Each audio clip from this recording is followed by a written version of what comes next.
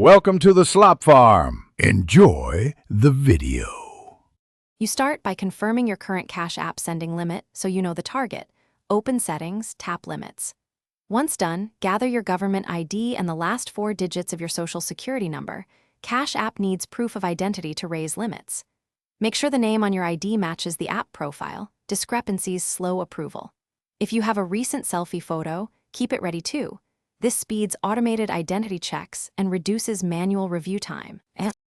You now submit verification. Go to Profile, then Personal, and choose to confirm identity. Follow on-screen instructions. Take a straight, well-lit photo of your ID, then a clear selfie.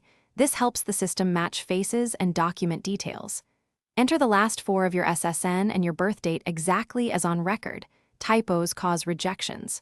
Once submitted, Cash App may display an estimated review time. Make sure your internet is stable and avoid resubmitting immediately, which can delay processing. You finish by waiting for confirmation. Cash App will update your account status in-app or via email when the limit increases.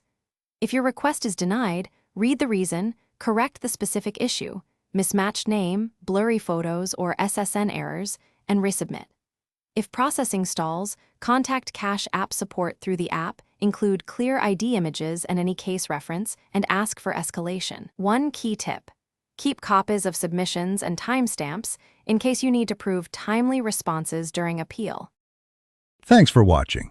Consider subscribing if we helped you today.